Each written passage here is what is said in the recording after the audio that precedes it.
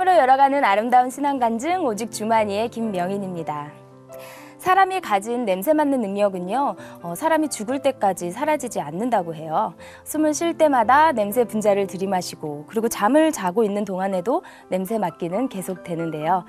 그래서 좋은 향기에는 미소를 짓고 악취에는 코를 막게 됩니다. 사람들은요, 종종 삶을 향기에, 냄새에 비유하기도 하죠. 향기로운 삶과 악취나는 삶. 네, 여러분의 삶에서는 어떤 향기가 나고 있나요? 우리들의 삶 속에서는 오직 예수의 향기만 났으면 좋겠습니다. 예수의 향기를 품고 살아가는 놀라운 크리스찬들의 이야기가 있는 삶으로 열어가는 아름다운 신앙 간증 프로그램 오직 주만이. 오늘도요, 멋진 믿음의 간증자분들이 멋진 이야기 준비되어 있습니다. 먼저 스튜디오에 함께 하신 방청객 여러분들 소개해 드릴게요. 춘천 한마음교회 성도님들입니다. 반갑습니다.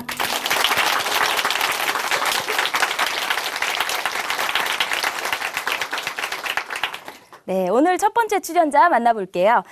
이분은요, 바람 가는 대로 그리고 물 흐르는 대로 그렇게 살았던 분이십니다. 어떻게 보면 인생을 초월한 멋진 분이 아닐까 싶은데요. 그런데 실은 그냥 깊이 생각하는 게 싫었다고 합니다. 네. 그러던 그가요, 소방 공무원이 되었는데요. 죽음 앞에 선 많은 사람들을 만나게 되면서 삶에 대해서 깊이 생각하게 되었답니다. 그렇게 생각을 했던 결과 무엇이었을까요? 그 결론은 무엇이었을까요? 지금 바로 들어보겠습니다. 춘천 한마음교회 김동현 현재님 박수로 모실게요.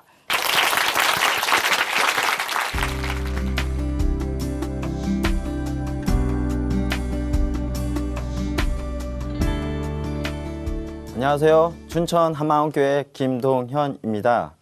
저는 인생 화그냥 막그냥 대충 고민 없이 살다가 부활의 주 앞에 꼼짝없이 제대로 고민해보고 예수님을 주인으로 믿고 그분께 인생을 드리게 된 저의 간증을 나누고자 합니다. 저는 고민하는 걸 싫어했어요. 그래서 초등학교 때는 숙제를 해간 기억이 없어요. 그러면 학교 가서 맞잖아요. 그래서 맞을 때 덜 아프게 맞으려고 제복 껴입고 가고 양발 2켤레 신고 가고 그랬어요. 엉덩이나 발바닥 맞을 때 덜 아프게요. 선생님도 제가 숙제에 가면 다른 친구들 숙제 검사는 안 하시더라고요. 그 정도로 머리 쓰고 고민하는 걸 싫어했어요. 인생에 대한 고민 없이 살던 제가 집에서 놀고 있는데 친구가 우유 영업 사원을 해보면 어떻겠냐고 하길래 그래? 그럼 한번 해볼까? 해서 들어가게 되었어요. 면허증 딴 지 며칠 안 됐는데요. 사장님이 저를 보시고 오토바이 탈 줄 아냐며 물으시는 거예요. 그래서 탈 수 있다고 했어요. 오토바이는 한 번도 타본 적도 없고 운전해 본 적도 없는데 말이죠. 인생 뭐 있어? 생각하며 내 오토바이 잘 탑니다. 그렇게 얘기한 거죠. 아침에 우리 보급선에 나가니 사장님께서 새로 나온 유니폼 잠바가 있다고 하시면서 저를 챙겨주시는 거예요. 참 감사하더라고요. 그걸 입고 오토바이에 우유 싣고서 신나게 달렸습니다. 그런데 문제는 커브 돌 때 어떻게 해야 하는지 못 배운 거예요. 사실 시동 켜고 앞으로 가는 것만 키 받고 연습 좀 했거든요. 결국 사거리에서 우유와 함께 자빠졌어요. 그 동네 사거리를 기점으로 여고가 3개나 되는데요. 여고생들이 막 몰려오는 거예요. 전 아픈 건 둘째치고 창피하더라고요. 사장님이 주신 녹색 점퍼가 쭉 찢어져서 하얀 솜이 밖으로 나왔더라고요. 터진 우유 챙겨서 보급소에 갔더니 사장님이 놀라셔서 다음날 차를 주셨어요. 차 운전은 잘하지? 하면서요. 저는 잘한다고 말씀드리고 차에 우유 싣고 인생 뭐 있어? 하며 시동 걸고 달리는데 참 기분이 좋았어요. 면허 따고 처음으로 운전대를 잡아보니 참 기분이 좋더라고요. 그런데 문제가 있었어요. 우유가 실려있어 뒤가 안 보이는 거예요. 후진을 해야 하는데 뒤가 안 보이니까 난감하더라고요. 그래서 5년 동안 교통사고를 5번이나 냈습니다. 한 번은 겨울철이었는데요. 경리 누나가 난로에 기름이 떨어졌다고 기름 좀 사다 주면 라면을 끓여주겠다고 하더라고요. 아 그래? 알았어 하고 주유소에 가서 기름을 말통으로 한 통 사가지고 왔는데 누나가 라면을 끓여놨더라고요. 그래서 먹고 저는 배달하러 갔다가 오후 늦게나 왔거든요. 그런데 글쎄 누나 얼굴이 새까만 거예요. 저를 보더니 울면서 하소연하는데 동현아, 나 죽을 뻔했어. 내가 사장한테 난로 좀 새로 사자고 그렇게 얘기했는데도 내 말 안 듣더니 난로가 감당이 안 됐던지 뻥 하면서 불기둥이 생긴 거야 하는 거예요.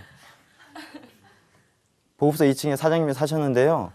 비명소리를 듣고 내려와 그날 불 끄고 하느라 정신이 없었나 보더라고요. 저는 난로에 들어갈 기름이 무엇인지 주유소에서 잠깐 고민하다 누나에게 좋은 기름 떼라고 휘발유 사다 줬던 게 학원이었어요. 5년을 아무 생각 없이 우유 영업사원으로 다니다가 그만뒀어요. 그렇게 여러 사고를 거치면서도 제 고민 없는 인생관이 바뀌지 않더라고요. 그 무렵 동생이 춘천에서 대학을 다닐 때였는데요. 가끔 내려와 예수 얘기를 해주곤 했었어요. 제가 사는 세상 얘기도 아니고 딴 세상 얘기를 하는데 관심이 안 생기더라고요. 영원한 것과 천국 그리고 지옥 얘기를 하는데 나하고 무슨 상관 있나? 귀에도 잘 들어오지 않았어요. 나하고 관계없는 말처럼 들렸어요. 나는 젊었고 죽음 뒤에 갈 천국과 지옥, 그딴 생각은 죽기 직전에 해도 된다고 생각했어요. 동생이 한심하더라고요. 너는 먹고 살만하니까 그런 걱정도 하는구나 생각이 들었어요. 그때 저는 뭘 해서 먹고 살아야 하나 할 때였거든요. 그런데 동생이 공무원을 해보면 어떻겠냐고 하는 거예요. 공부하기 싫어하는 제게 말이죠. 고민해보지도 않고 싫다고 하는데 동생이 소방관은 형하고 딱 맞는 직업이라고 하는 거예요.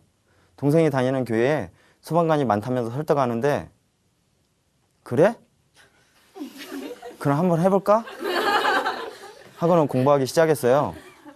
그 와중에도 동생이 성경책을 읽으면서 공부하라고 해서 처음에는 무시하다가 조금씩 읽기 시작했는데요. 성경 속에 나오는 제자들의 어이없는 모습에 예수님이 참 불쌍하다는 마음이 들면서 교회에 대해 조금씩 마음이 열리기 시작하더라고요. 그러던 어느 날 동생이 올라왔어요. 어머니께서 기분이 안 좋은 상태였는데 동생이 예수님 믿으시라고 말을 꺼낸 거예요. 어머니께서는 그럴 거면 당장에 내려가라 화내셨고 동생은 다시 춘천으로 내려갈 수밖에 없었어요. 전 속으로 이런 생각이 들더라고요. 넌 춘천으로 내려가면 그만이지만 남아있는 나 어떻게 하라고 하면서 화가 나더라고요. 그 일이 있고 어머니께서 계속 동생 얘기를 하시는 거예요. 예수에 미쳤다고. 눈만 뜨면 얘기하시는데 듣다 못해 어머니께 제가 동생을 만나서 바른 길로 인도하고 오겠다고 말씀드렸어요. 그제야 안심이 되시던지 그래 내가 장남이니 그 녀석 만나서 옳은 길로 인도하고 오라고 말씀하시더라고요. 그래서 무작정 내려가면 동생이 놀랄까 봐 미리 전화했죠.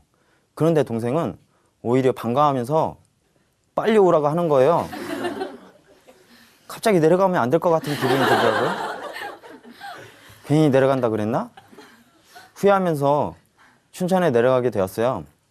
내려가서 동생한테 제가 온 목적을 말하지 못했던 게 실수였어요. 몇 마디 말도 못했는데 교회 가자는 거예요. 그래서 어떻게 해요? 같이 따라갔죠. 갔다 와서 얘기하면 되지 뭐. 그리 급할 건 없다 생각하면서 말이죠. 그날 저는 처음으로 교회에 갔어요. 교회에 가서는 이분이 예수부활 저분이 예수부활 말씀하시는데 그 전에 동생에게 들었던 말인데 뭔 말인지 잘 몰랐거든요. 잘 모르는 말을 너무 많이 들으니까 이제 신물이 나더라고요. 듣고 또 들었는데도 저를 놔주지 않는 형제 자매님들 정말 대단하셨어요. 정말 힘들더라고요. 내가 토요일에 온 것이 잘못이었어 하는 한탄이 계속 나왔어요. 동생네 교회는 토요일 저녁인데도 토요 찬양 예배라는 게 있더라고요. 교회 잠깐 갔다 올 줄 알았는데 해가 떠 있을 때 들어갔다가 어두운 밤이 되어서야 나올 수 있었어요. 동생이 이제는 쉬러 가자고 하면서 형 기숙사에 가면 동생들과 형들이 있는데 불편할 테지만 눈치 보지 말고 편히 쉬어 하더라고요. 그런데 들어가서도 예수님 얘기만 하는 거예요. 정작 어머니의 말과 제 생각은 전하지도 못했는데 언제 하냐 하다가 동생한테 피곤해서 자야겠다 말하고는 그냥 누웠어요. 잠을 자려고 하는데 이상하게 잠이 오지 않는 거예요. 아까 낮에 형제 자매님들 말씀이 귀에서 메아리 치는 거예요. 그러다 보니 어느새 아침이 되었더라고요. 분명 잠을 설친 듯 했는데 눈을 떼는데도 초롱초롱한 제 눈과 가벼운 머리는 뭔가 이상했어요. 아침에 동생이 교회 가는데 제게 갈 거냐 묻기에 간다 하고는 따라갔어요. 저는 교회 다닌 적이 없었기에 기도할 때 어떤 말을 해야 하나 싶었거든요. 그런데 이상하게도 예수님 저 있죠. 예수님 믿습니다. 갑자기 이런 말이 나오고 이 죄는 하는데 갑자기 눈물이 뚝 떨어지더라고요. 그래서 용서해 주세요. 용서해 주세요. 용서해 주세요. 1, 2부 예배 내내 용서해 주세요로 기도를 했습니다. 이유 없이 그냥 눈물 흘리는 게 내가 죄가 많은가 보다 그런 생각이 들었어요. 기도 마치고 동생한테 얘기했어요. 집에 대한 건 걱정 말고 공부 잘하고 평일에 시간 되면 집에 내려오라고 했어요. 기차 타고 집에 가는데 하나님을 믿는다는 것이 이런 건가 하는 생각에 괜히 즐겁더라고요. 교회 나가본 적 없는 제가 교회도 나갔으니 이것이 믿는 거라 생각했었던 것 같아요. 집에 와서 어머니께 동생은 걱정하지 마세요 말씀드린 뒤 예수님 믿어야 된다고 말씀드렸어요. 그랬더니 어머니께서 너 미쳤냐?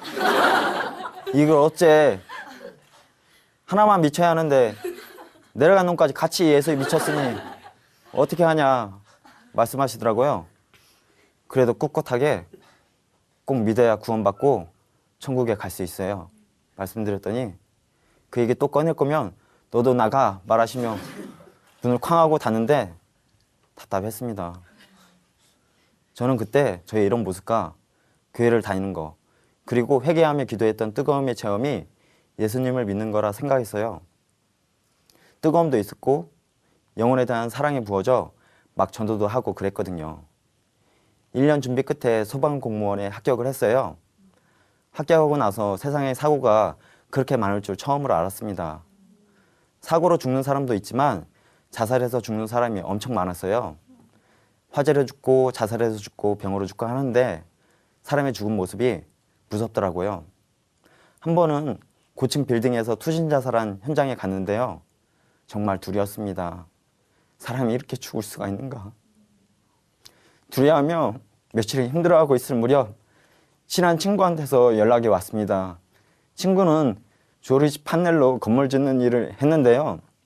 저도 몇 번 따라가 일을 했는데 정말 위험한 일이었어요. 인생 뭐 있어 하던 저도 그 일은 사고 나면 바로 죽을 것 같아 손을 뗐거든요. 그런데 그 친구가 높은 곳에서 일하다 사고가 난 거예요. 의식이 없다는 얘기를 들었을 때 가슴이 떨려 막 기도했어요. 친구 살려달라고요. 기적적으로 그 친구는 온몸이 마비가 되었지만 살아났습니다. 그때 이런 생각이 들더라고요. 허무하게 사람이 막 죽어나가는 마당에 별 생각도 없으면서 열심히 사느냐 하는 제 모습이 무슨 소용이 있나 하는 생각이 들었어요. 죽으면 끝나는 것을. 마침 그때 동생을 통해 잠시 연결되었던 장흥교회에서 연락이 왔어요. 내일 장흥교회 예배인데 참석할 수 있겠냐 하시는데 오랜만에 들려오는 교회 형님의 목소리가 듣기 좋았습니다. 장흥교회 예배에서 교회 형님이 제게 말했습니다. 네가 구원을 받았는지 받지 않았는지 분명하지 않은데 네가 죽으면 어떻게 안심할 수 있겠냐는 말을 들었을 때 나 구원 받았는데? 갑자기 막 고민이 되었습니다. 며칠 동안 네가 죽으면 안심해도 되는지 하는 말이 계속 생각나고 고민이 되는 거예요. 고민이라고는 제대로 해본 적 없는 제가 말이죠. 아주 죽을 맛이었어요. 나중엔 그냥 화가 났어요. 예수님을 믿으면 천국 가는 줄로만 알고 있었는데 이건 또 뭔가 하는 생각이 들었어요. 예수님이 하나님이라는 사실을 알고 요한복음을 읽고 눈물도 흘렸는데 이것 가지고 부정한가? 머리가 복잡해지면서 가슴도 답답하고 교회 형님의 물음에 갑자기 짜증이 밀려왔어요. 좀 풀어서 얘기해 주면 안 되나? 사람 고민하게 하고. 자기들만 알고 있다고 너무하는 거 아니야? 아, 나도 몰라. 고민하기 싫은데 자꾸 고민이 되었습니다. 며칠을 고민하다가 하나님께 따지기 시작했어요. 하나님, 저 모르세요?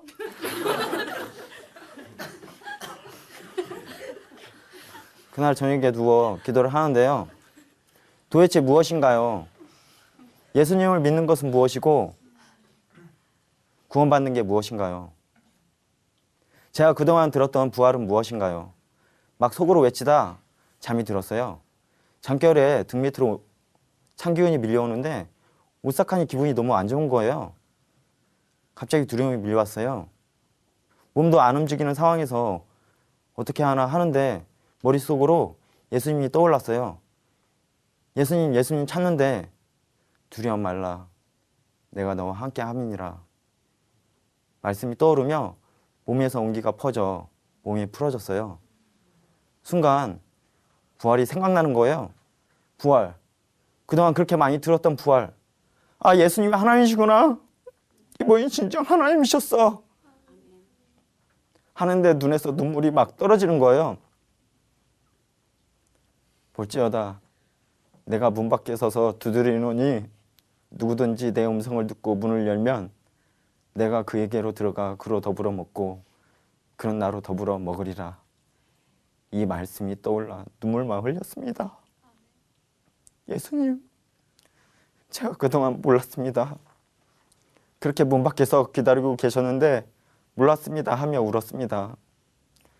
그간 동생과 교회 형님이 그렇게도 말하고자 했던 것이 무엇이었는지 알겠더라고요. 그것은 예수님이 나를 위해 대신 죽고 부활하셨는데 아, 내가 믿지 않았구나. 예수님이 부활하셨으면 그분은 하나님이 맞고 이 세상과 나의 주인이 맞는데 예수님을 믿는다고 하면서 주인으로 믿는 것이 아니었어요. 그냥 생각 없이 믿는다고 했던 거예요. 고민하지 않았던 게 문제였습니다. 정말 하나님이 살아계시는가? 정말 하나님이 살아계시다면 어떻게 알 수 있는가? 예수를 믿으면 천국에 간다는데 믿는 것은 무엇인가? 저는 이것에 대해 전혀 고민하지 않았던 거예요. 이렇게 중요한 것을 고민하지 않았구나. 예수님 믿지 않는 죄를 회개하라고 하는데 전 잘못한 죄의 행위만 회개했었습니다. 예수님을 믿지 않는 것이 죄였습니다. 오직 그분, 창세전부터 계획하시고 오셨다 가신 예수 그리스도를 믿지 않는 것이 죄인 것이었어요. 그 죄를 회개하고 예수님을 주인으로 믿으면 제가 주인 되어 살아왔던 그 30년 인생조차 묻지도 않고 따지지도 않고 죄를 사해 주실 뿐만 아니라 그분과 한 몸 되게 하시는 것이었어요.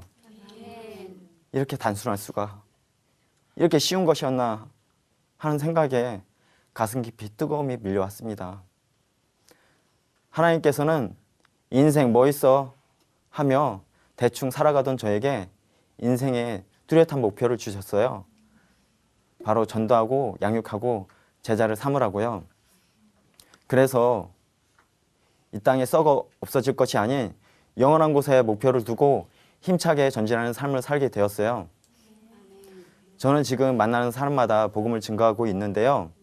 직장에서 센터장님, 직원, 사회복무요원, 식당 이모 등에게 복음을 전하고 또 만나는 사람들에게 복음을 증거하고 있어요. 그런데 하나님이 계시다는 객관적 증거가 있다고, 그것이 바로 부활이라고 말해도 사람들이 놀라지 않는 거예요. 한 번은 함께 근무하는 사회복무요원에게 매일매일 복음을 들려주고 백과사전에 부활도 찾아주고 우리 교회의 교재 1권 부활 성경 공부 책자를 10번 읽게 했는데도 예수님이 하나님이 맞는지 모르겠다는 거예요. 그럼 고민해보라고 했더니 고민하기 싫다고 하더라고요. 너무 안타까웠어요. 조금만 고민해보면 성령님께서 밝게 알려주실 텐데 말이죠. 저는 저만 고민하지 않고 사는 줄 알았는데 사람들이 전능자가 이 땅에 왔다 갔다는데도 먹고 살기 바빠서 진짜인지 고민해보지 않더라고요. 전능자가 이 땅에 오셨다 가셨다는데 고민하지 않는다는 것이 말이 되나요? 고민하지 않던 저도 고민하는데 사람들이 참 이상하더라고요.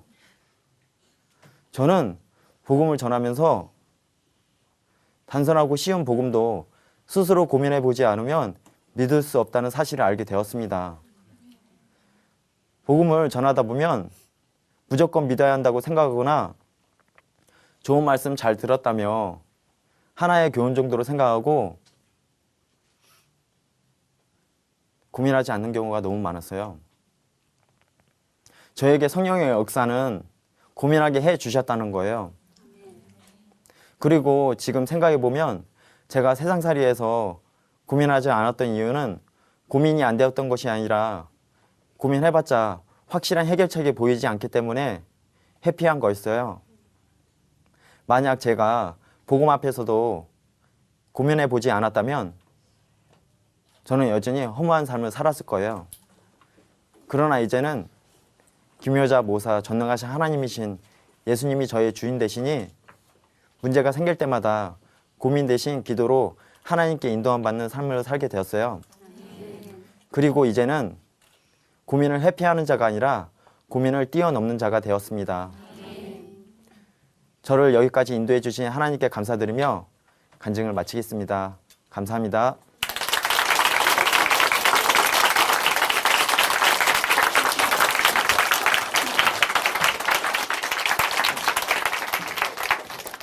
네, 간증 감사합니다. 어떻게 태어나느냐보다 어떻게 죽느냐가 중요하다고 하죠. 예수님을 알고 예수님 안에 있는 부활의 진리, 영생의 진리를 깨닫게 되면 어떻게 죽어야 하는지가 자동으로 깨달아지는 것 같습니다. 인생 뭐 있어? 이런 허망한 삶에서 인생 예수가 있어! 로 이렇게 인생이 역전된 멋진 간증이었습니다. 네, 방황하는 사람들에게 앞으로도 계속 김동현 형제님께서 우리의 주인 되신 예수님 열심히 전해주시길 바랍니다. 네, 김동현 형제님께요. 다시 한번 화이팅하면서 박수 보내드릴까요? 네.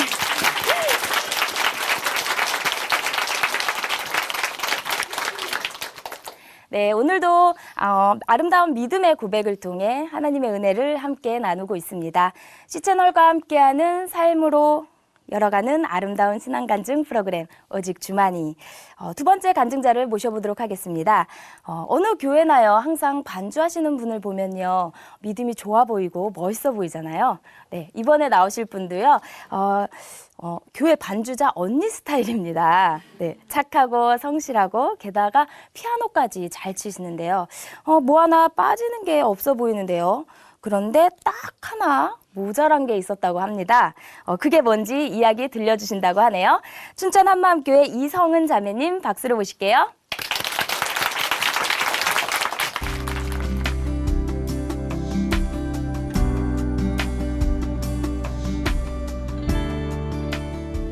안녕하세요. 춘천 한마음교회 이성은입니다. 저는 껍데기만 화려한 반주자로 교회에서 봉사했는데요. 부활하신 예수님을 만나서 하나님이 가장 기뻐하시는 찬양을 드리는 진정한 예배자로 거듭난 제 간증을 나누고자 합니다. 저는 참 착한 아이였고 성실함의 아이콘이었어요. 제 인생은 콩쥐였고 흥부였고 신데렐라였어요. 학교, 가정, 교회에서 두루두루 칭찬받고 인정받았거든요. 집에서는 순종적인 큰딸이었고 학교에선 제가 복도에서 뛸 때면 성은아, 너도 복도에서 뛸 줄 알아? 하실 정도였어요. 전 여동생이 한 명 있는데요. 저보다 살짝 예뻐요. 근데 동생이 중학교 때 이성교제를 한다는 거예요. 중학생이 이성교제라니 이거 말도 안 돼. 동생 손을 붙잡고 너가 이러면 안 된다고, 우린 이렇게 살면 안 된다고 대성통곡을 했어요. 동생이 저를 참 어이없다는 듯이 쳐다보더라고요. 가정학교뿐 아니라 저는 엄마 뱃속부터 다닌 교회에서도 아주 특심으로 충성 봉사하는 아이였어요. 하늘이 두 쪽 나도 주일 성수는 꼭 했고요. 고3일 때도 일요일에는 꼭 교회 가야 한다고 자율학습을 빠졌어요. 담임 선생님께서는 고3이면 고3답게 행동해라. 너 대학 갈 자신 있냐 하시며 걱정하시더라고요. 교회에서 행사가 있을 때면 밤을 새가며 계획하고 준비해서 모든 것을 이끌어 갔어요. 선극이면 선극, 찬양이면 찬양, 워십이면 워십, 교회에서 하는 모든 것에 순종하고 최선을 다했어요. 많은 분들이 저를 보고 사목감이라고 칭찬해 주시더라고요. 전 6살 때부터 피아노를 배웠는데요. 그래서 초등학교 4학년 때부터 어른 대예배 반주를 했어요. 교회 어른들은 기특하다고 하셨고요. 칭찬을 들으니까 더 좋은 실력, 더 좋은 기술로 반주를 하고 싶어서 매일 찬송가 반주를 맹연습했습니다. 그때부터 누가 시킨 것도 아닌데 제 귀에 어떤 노래가 들리기만 하면 음을 찾는 습관이 생기기 시작했어요. 모르는 노래를 들으면서 건반을 이것저것 누르다가 같은 음을 딱 찾아내는 순간 너무 흥분되고 재밌더라고요. 어느새 저는 음악이 나오면 악보를 보지 않고도 음을 찾아 피아노를 칠 수 있게 되었어요. 길을 걷다가도 음악 소리가 들리기만 하면 피아노가 없어도 머릿속에 음표가 막 날아다녔어요. 절대 음감이 생겼더라고요. 그러다 보니 어른 성가대에 처음 보는 악보도 연습 없이 한 번에 그대로 칠 수 있게 되었어요. 이런 걸 초견이라고 하는데요. 지휘자 선생님께서도 초견이 참 좋다고 칭찬을 많이 해주셨어요. 어느 해 12월 24일 많은 사람들을 초청해서 성탄절 행사를 했어요. 하이라이트인 유치부 아이들이 음악에 맞춰서 신나게 율동을 하고 있었는데 갑자기 음악이 딱 끊어진 거예요. 찬물이 끼얹은 것처럼 모든 것이 정지가 돼버렸어요. 직감적으로 음향 사고구나 알겠더라고요. 그 순간 제 손가락은 날아가다시피 건반 위에 올라가 있었고 즉시로 그 다음 부분은 연이어서 신나게 반주했어요. 정말 아무 일도 없었던 것처럼 성탄절 행사는 무사히 마쳤고요. 센스 만점 반주자라며 여기저기서 난리가 났습니다. 내가 반주가 좀 되는구나. 내가 진짜 좀 은사가 있나 본데 내가 없었으면 이번 성탄절 행사 어쩔 뻔했냐. 이러면서 자신감을 넘어 교만함이 마음에 꽉 차 올랐어요. 사람들의 칭찬과 주목을 한 몸에 받으니까 제 마음이 너무 기쁜 거예요.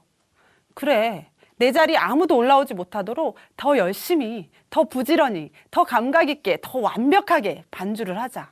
결단이 서더라고요. 어느새 내 마음에는 내가 없으면 예배 자체가 안 되겠구나. 내가 없으면 예배를 망칠 수도 있겠구나. 찬양이 좋아야 예배가 잘 되지. 이런 생각으로 가득 찼어요. 내가 꼭 반주를 해야 하니까 고3이라 아무리 졸리고 피곤해도 주일날은 아침 일찍부터 하루 종일 교회에서 살다시피 했어요. 우리 성은이는 진짜 인내심도 많아. 정말 충성된 자야.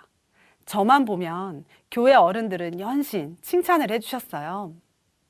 그런데요, 친구들은 별 보고 학교로 갔다가 별 보고 집으로 돌아오는데 저는 별 보고 교회로 갔다가 별 보고 집으로 돌아오는 거예요. 아직도 어느 주일 저녁을 잊지 못하는데요. 그날도 역시 하루 종일 반주하고 가방을 들 힘도 없이 녹초가 되어 집으로 돌아왔는데 갑자기 이런 생각이 드는 거예요. 내가 이렇게까지 힘들게 하는 걸 알아주실 분이 계시긴 한 건가? 난 도대체 뭘 위해서 이렇게 하고 있는 거지?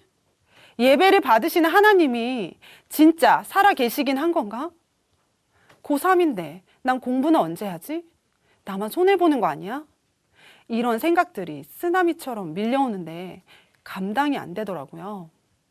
아니야. 내가 이렇게까지 열심히 하니까 좋은 대학 보내주실 거야. 하나님은 그래도 살아 계실 거야. 분명 지금 나를 보고 계실 거야. 무너지려는 마음을 내 생각과 의지로 추스리고 또 무너지면 또 추스렸어요. 그런데 이게 웬일입니까? 제가 수능을 보던 해에 수능 문제가 너무 쉽게 나온 거예요. 덕분에 저는 제가 원하는 춘천교육대학교에 입학하게 됐어요. 역시 하나님은 살아 계시는구나. 내 모든 것을 보고 계셨어. 내 때에 맞춰 수능 시험 문제도 아주 적절히 쉽게 내게 하셨구나. 내가 한 모든 봉사가 헛된 것이 아니었어. 저는 많은 사람들의 축복 속에서 입학을 하게 됐습니다. 어린 딸을 외지에 혼자 보내야 하는 엄마께서는 언제 받으셨는지 저에게 노란 쪽지를 쓱 내미시더라고요. 여기가 안전하겠다고 너의 신앙과 학업을 책임져 줄 곳이 여기라고 하셨어요.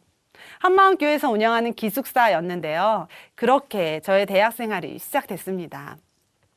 언니들과 함께 교회를 갔는데 자연스럽게 찬양 반주하고 있는 곳으로 시선이 갔어요. 건반이 3개나 있었는데요. 건반을 쓸어 담듯이 반주하는 언니, 소리만 되게 크게 내는 언니 등등 소리가 좀 촌스럽더라고요. 소리만 컸지 뭐 실력은 별로네.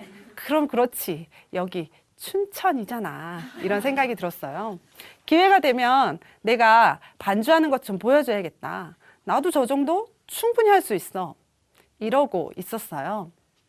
그런데 이상하게도 뭔가 어설픈데 묘하게 하모니가 되는 거예요. 그리고 저런 반주에 맞춰서 찬양하는 사람들의 모습은 열정적이고 기쁨이 넘쳤어요. 저와는 달라도 너무 달랐어요. 다 함께 찬양하고 있는데 저만 이방인 같은 느낌? 꽂아 놓은 보릿자루처럼요. 저 사람들은 뭐가 저렇게 열정적이지? 진짜 뭐가 보이나? 찬양을 하면서도 저 확신에 찬 얼굴들은 뭔지, 그리고 교회가 떠나가라 부르짖는 저 기도는 또 뭐야? 나도 정말 열심히 찬양하고 봉사했는데 뭐가 다른 거지? 기숙사로 돌아와서 고민이 됐어요. 나도 저들처럼 기쁘고 확신 있게 찬양을 하고 싶었어요. 그러던 어느 날 목사님 말씀 가운데 한 말씀이 제 마음에 정확히 들렸습니다. 하나님께서 진짜로 살아계시다는 증거를 이미 주셨다는 거예요. 증거? 하나님이 살아계시다는 증거를 주셨다고? 뭐야? 그럼 내가 열심히 노력해서 믿음을 쌓아가는 것이 아니었네? 증거로 믿음이 생기는 거구나. 바로 예수님이 죽으시고 다시 살아나신 부활 이거였어요.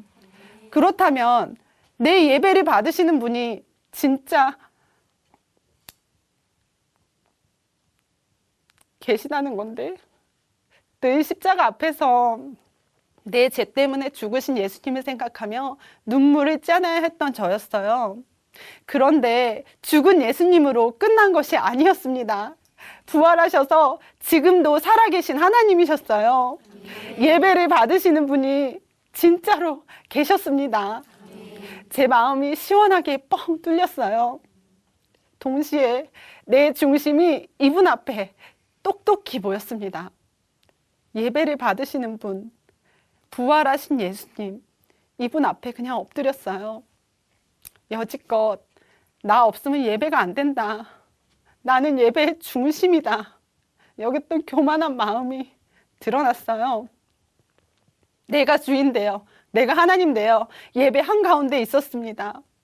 하나님 되려 했던 마귀처럼 예배를 망친 자였어요.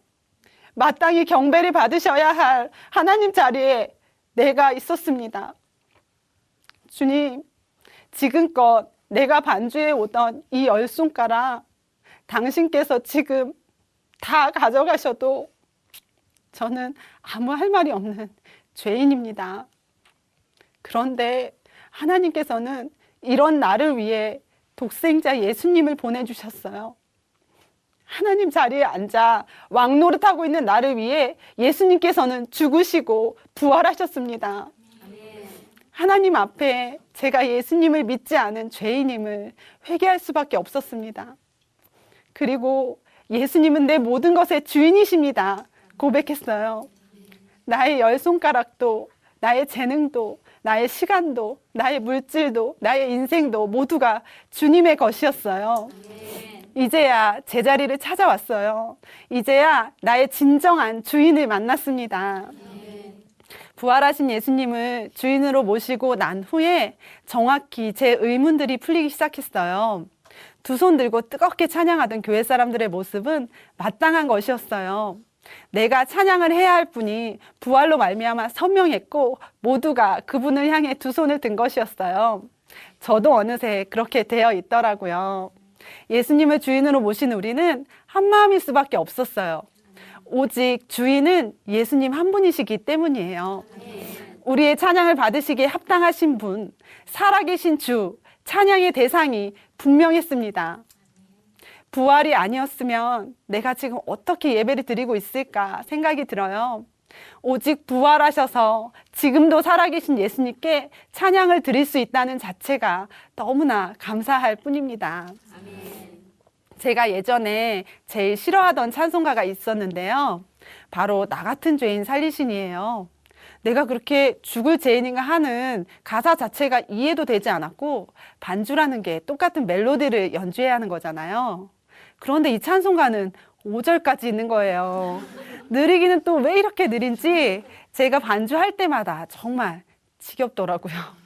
그런데 이 찬양이 저에게 그대로 임했습니다.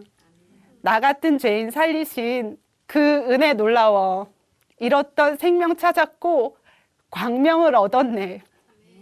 나 같은 죄인을 불러주시고 나의 찬양을 받으시는 분께 이 찬양의 가사로도 부족하다는 생각이 들었습니다. 매주 토요일 저녁 8시 불타는 토요일에 우리 교회는 어린아이부터 어르신들까지 다 함께 모여 찬양 예배를 드리는데요. 손뼉을 치고 어깨를 흔들며 신나게 찬양하는 모습은 뜨거움이고 천국이에요. 이렇게 찬양을 할 때면 슬픔, 걱정, 낙심, 좌절이 다 떠나가고 감격과 기쁨이 임해요. 전에는 혼자 찬양하고 혼자 반주하고 혼자 예배드리는 것인 줄 알았어요. 그런데 그게 아니더라고요. 함께였어요. 찬양도 함께, 예배도 함께, 기도도 함께였어요. 나 홀로 찬양이 아닌 공동체 찬양이요. 너도 나도 예수님이 주인이시니까 한마음 한뜻으로 찬양을 하게 됩니다. 또 제가 착각했던 게 있었는데요. 다 함께 찬양할 때 찬양팀이 멋진 반주로, 멋진 노래로 회중을 이끌어준다고 생각했어요. 그런데 그게 아니라 우리는 모두 살아계신 하나님을 함께 찬양하고 함께 경배드리는 자였습니다. 빠르면 빠른 대로, 느리면 느린 대로 하나된 찬양, 성령께서 이끄시는 놀라운 찬양인 거예요. 누구라도 자기가 주인데요, 튀지 않고 한 목소리로 찬양을 하게 돼요. 세상에서는 쾌락이 있지만 공동체와 함께 찬양하는 이 시간에는 기쁨과 힘이 넘쳐요. 세상이 줄 수 없는 자유, 세상이 줄 수 없는 평강, 세상이 줄 수 없는 기쁨이 우리 안에 가득해요. 주 우리 아버지를 마음껏 찬양하고 우리는 그분의 자녀임을 마음껏 누리는 시간이고요. 악기는 예배당의 맨 앞에 있는데 제가 반주를 하느라 회중의 뜨거운 찬양을 직접 보지 못해도 온몸으로 그 열기가 느껴져요. 우리의 찬양 소리가 교회 천장을 뚫고 그대로 하늘에 닿는 것 같아요. 예수님을 주인으로 모시고 난 후에 찬양팀에서 반주하라고 불러주셨을 때가 기억이 나요. 모여서 악기 연습을 할 줄 알았는데 연습이 아닌 기도를 계속하는 거예요. 연습보다 더 많이 하는 기도. 처음엔 이해가 되지 않았는데 당연한 것이었어요. 찬양은 재능만으로 하는 것이 아니라 그 재능이 성령께 인도함 받아야 하는 것이었어요. 아무리 예배 전에 악기를 연습해도 성령의 역사가 없다면 그것은 세상 음악과 다를 것이 없었습니다. 인도자는 찬양 예배 때마다 리스트를 정해오세요. 하지만 막상 찬양이 시작되면 성령께서 인도하시는 대로 순종해요. 리스트에 없던 찬양을 갑자기 부르기도 하고 한 곡을 계속 반복해서 부르다가 찬양 시간이 끝나기도 해요.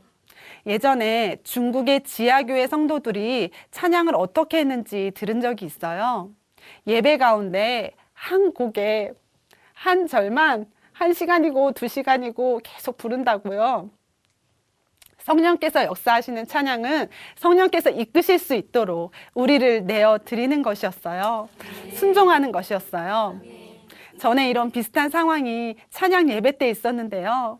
목사님께서 갑자기 내 주의 보혈은 찬송가를 부르자고 하셨어요. 그런데 한 번 시작된 이 찬양은 끊이질 않고 계속 반복되는 거예요. 저는 온 회중에게 회개의 영이 임했음을 보았습니다. 찬양을 하다가 자연스럽게 기도로 이어졌고 온 교회는 불같은 기도로 뜨거워졌습니다. 이런 예배 현장에서 반주를 하면서 공동체의 찬양과 기도가 너무나 뜨거워서 저도 모르게 눈을 감고 찬양하기도 하고요. 하나님의 사랑에 눈물이 너무 나서 눈물로 반주를 한 적도 있습니다. 전에는 나의 재능과 실력을 자랑하기에 바빴는데 이제는 예배를 드린다는 것이 무엇인지 정확히 알게 됐습니다. 한 번은 교회 외부 손님들이 오셔서 함께 찬양 예배를 드렸어요. 그날도 역시 찬양팀과 일찍 모여 기도를 하는데 제 마음에 두 가지 질문이 던져졌어요. 누구에게 하는 찬양인가? 무엇으로 하는 찬양인가? 내게 재능을 주시고 교회 공동체를 위해 은사를 주신 분이 누구신지 분명했어요. 내 모든 것이 주님의 것이라고 고백한 후 찬양이 시작됐어요. 마지막 곡이 끝나면 함께 기도하고 반주도 자연스럽게 맞춰야 했어요. 그런데 회중의 기도가 끝나질 않는 거예요. 마치 파도를 타듯 회중의 기도는 밀려오고 또 밀려왔어요. 기도의 영이 공동체 전체에 부어지는데 반주를 멈출 수가 없었어요. 반주가 기도를 이끌어주는 것이 아니라 회중의 기도를 따라 반주가 쫓아가기에 바빴어요. 목사님께서도 강대상 의자에 앉아서 일어나시지 않고 계속 기도하셨어요. 너무나 놀라운 순간이었습니다. 찬양을 하다 보면 가끔 인도자의 사인으로 악기를 멈추고 온 회중이 목소리로만 찬양을 할 때가 있어요. 구원하심이 보좌에 앉으신 우리 하나님과 어린 양께 있도다. 악기가 없어도 우리의 목소리만으로도 충분했습니다. 우리의 중심을 받으시는 분, 우리의 찬양을 받으시는 분께 두 손 들고 찬양을 합니다. 언젠가 우리 교회 어떤 분이 저에게 그러셨어요. 맨날 앞에서 피아노만 치는 것 같더니 언제 셋을 낳았냐고요. 저는 지금 대학 때부터 15년째 반주하고 있는데요.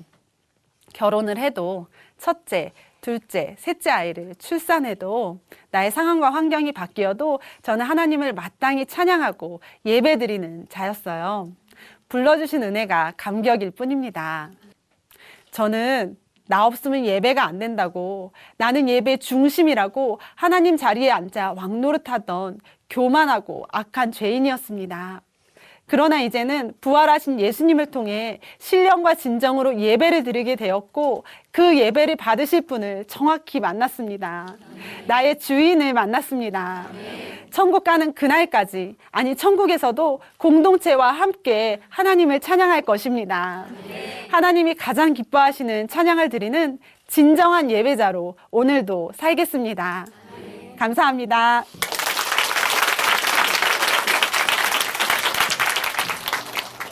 네, 이성은 자매님 간증 감사합니다. 내게 주어진 역할이나 직분 때문에요. 내가 뭔가 대단한 인물이 되었다는 것 같은 그렇게 생각을 할 때가 있는데요. 그런 착각이 우리를 넘어지게 하는 교만의 씨앗이 됩니다. 마찬가지로요. 교회 예배에 출석하는 것만으로 크리스찬이라고 착각할 수 있습니다. 하지만 진정한 크리스찬은 예수님을 믿고 이분을 내 마음의 주인으로 모시고 이 주인을 따라가는 사람. 이것이 바로 진정한 크리스찬이라는 것을 깨닫게 되었습니다. 네, 이성은 자매님 간증 다시 한번 감사드립니다.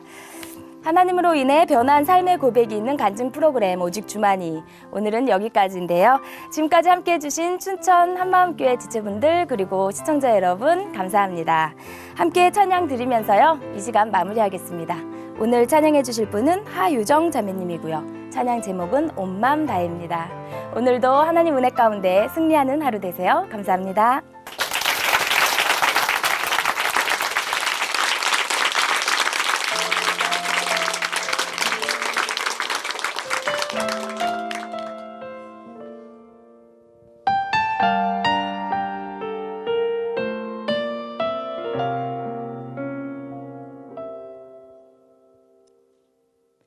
주님과 함께하는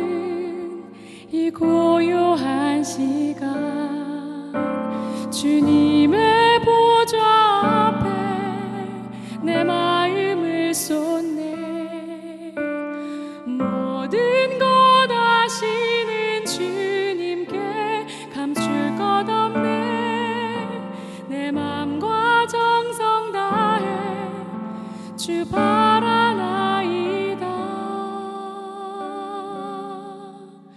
나 염려하잖아도 내 쓸 것 아시니 나 오직 주의